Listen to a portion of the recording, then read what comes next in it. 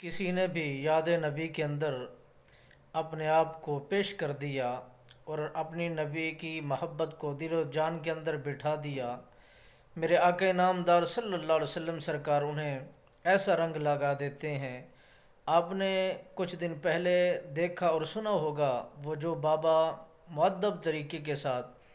عاجزی انکساری کے ساتھ حرم مکہ اور حرم مدینہ شریف کے اندر عاجزانہ اور محبت اور نگاہوں کو جھکا کر مؤدب طریقے کے ساتھ نبی کے دربار کی روض انور کی زیارت کو رواں دواں ہوئے، تو پھر وہ جہان کے اندر ایسے فیمس ہوئے کہ ہر دل کی دھڑکن بن گئے، اور لوگوں نے محبتوں کا اظہار بخوبی انداز میں کیا۔ جو بھی یاد نبی کے اندر گم شد ہو جاتے ہیں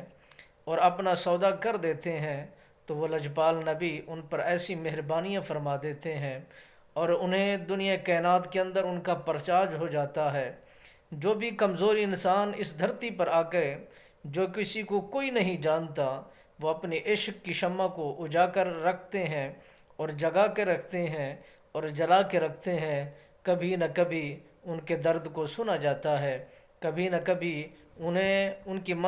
کی منزل ان تک پہنچایا جاتا ہے، اور جو دنیا کے اندر جس چیز سے وہ محبت کرتے ہیں اور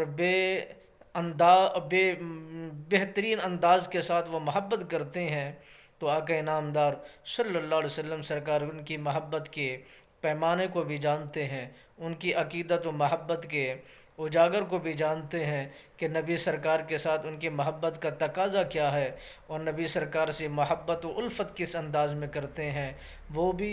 دنیا کے اندر لاجواب ہو جاتے ہیں۔